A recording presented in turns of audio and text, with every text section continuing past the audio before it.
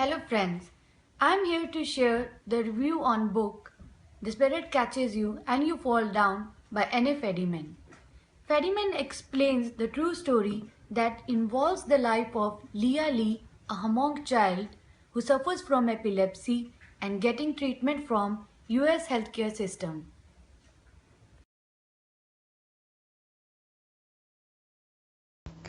First, I would like to introduce with Anne Fadiman, author of book The Spirit Catches You and You Fall Down. She was born in New York City and was raised in Los Angeles. She graduated from Harvard University and worked as staff writer at Life, editor at large of Civilization, and as editor of American Scholar. She has also written two other books, that is Ex Libris and At Large and At Small.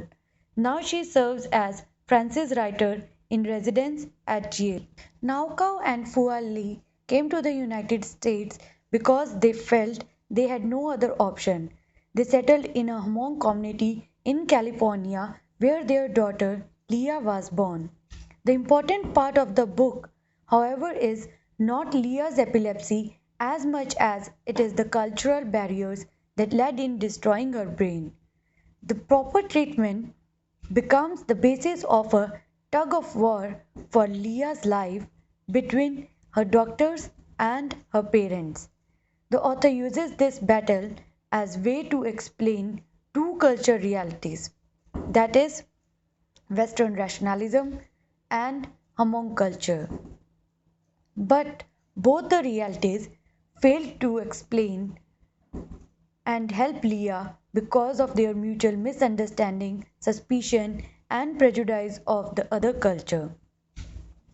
As Fadiman wrote, I have come to believe that her life was not ruined by septic shock or non compliant parents, but by cross culture misunderstanding. To illustrate the way in which culture conflict contributed to Leah's medical condition, attention will now focus on few examples from the book. First example shows the communication barrier. The language of these two cultures was not only different but also difficult to bridge. The absence of good interpreters was only part of communication problem.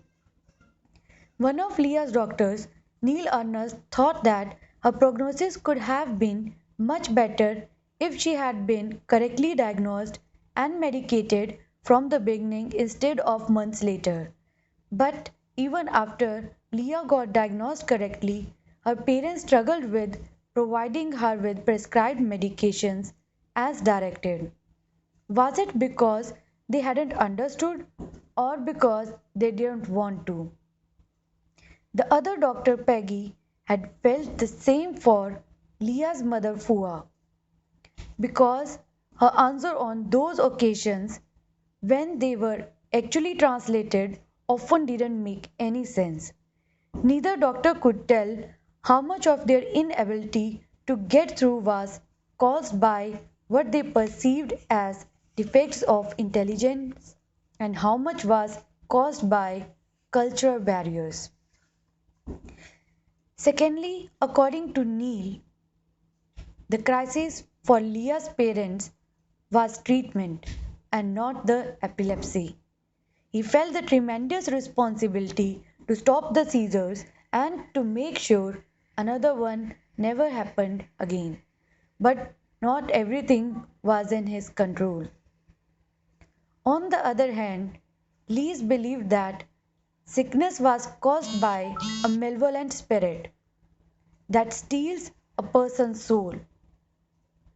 The lost soul can only be returned to the body by a ritual performed by a shaman. The core issue can be stated as which is more important, the life or the soul? Fadiman was struggling to answer this question throughout the book. Dr. Bill Selvage argues that a patient's spiritual life is of no importance if a child dies. In contrast, Saki Waller, the psychologist, counters that if parents believe surgery could lead to child's soul to eternal damnation, that fate could be worse than death. It should be recommended here that life is far more important than soul because we can't ignore the real and visible facts at the cost of unseen beliefs. There are many critics in contrast to Fadiman's book, but Dr. Monica Chews, author of Medical, Racist and Colonial Constructions of Power, praises Fadiman's book while also make accusation that her work is counterproductive due to her Western standpoint. Chew writes that Fadiman's text often contributes to reinscribing her subjects into very colonial parameters from which she attempts to extract them. This accusation will appear destructive if Fadiman has stated about Western versus Hmong culture to extract the Hmong from the current social perspectives. The social issue behind this can be clash of two cultures. The evidences from book states that both Hmong and Western cultures didn't provide them enough openness to express and understand their views. They were both prejudiced. Even before coming to US, Lees have heard rumors that American doctors casually take blood from people and remove organs from their patients to eat or sell for food. Hmong also felt that when they are admitted to hospitals, doctors cut the spirit strings from their wrists, thus disturbing their life soul.